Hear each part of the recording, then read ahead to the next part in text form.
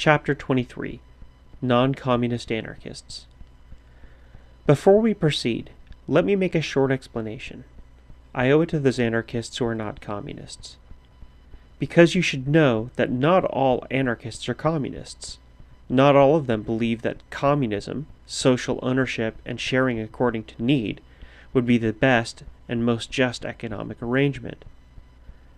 I have first explained to you communist anarchism, because it is, in my opinion, the most desirable and practical form of society.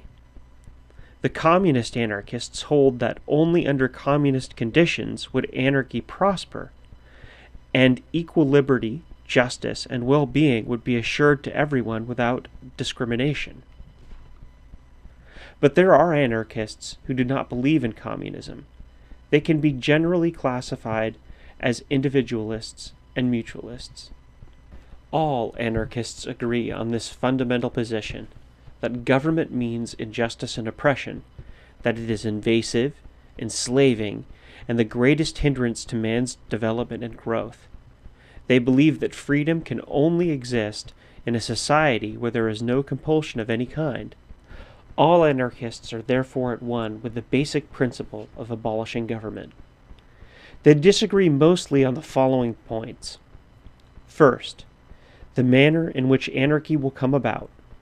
The communist anarchists say that only a social revolution can abolish government and establish anarchy, while individualist anarchists and mutualists do not believe in revolution. They think that present society will gradually develop out of a government into a non-governmental condition. Second, individualist anarchists and mutualists believe in individual ownership, as against communist anarchists, who see the institution of private property as one of the main sources of injustice and inequality, of poverty and misery. The individualists and mutualists maintain that liberty means the right of everyone to the product of his toil, which is true, of course. Liberty does mean that. But the question is not whether one has a right to his product, but whether there is such a thing as an individual product. As I have pointed out in preceding chapters, there is no such thing in modern industry. All labor and all products of labor are social. The argument, therefore, about the right of the individual to his product has no practical merit. I have also shown that the exchange of products or commodities cannot be individual or private unless the profit system is employed. Since the value of a commodity cannot be adequately determined, no barter is equitable. This fact leads, in my opinion, to social ownership and use, that is, to communism, as the most practical and just economic system. But, as stated, individual anarchists and mutualists disagree with communist anarchists on this point. They assert that the source of economic inequality is monopoly, and they argue that monopoly will disappear with the abolition of government, because it is a special privilege given and protected by the government, which makes monopoly possible. Free competition, they claim, would do away with monopoly and its evils. Individualist anarchists, followers of Stirner and Tucker, as well as Tolstoyan anarchists who believe in non-resistance, have no very clear plan of the economic life under anarchy. The mutualists, on the other hand, propose a definite new economic system.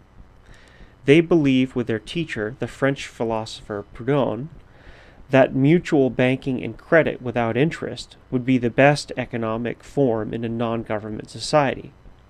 According to their theory, free credit, affording everyone the opportunity to borrow money without interest, would tend to equalize incomes and reduce profits to a minimum, and would thus eliminate riches as well as poverty.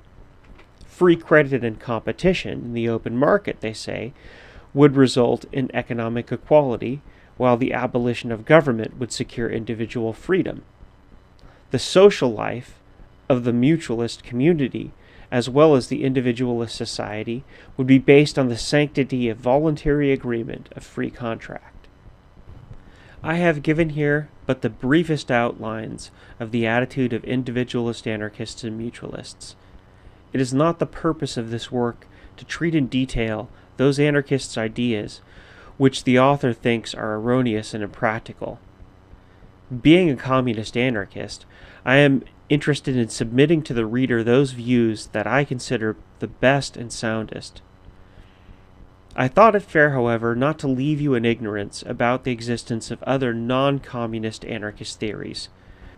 For a closer acquaintance to them, I refer you to the appended list of books on anarchism in general.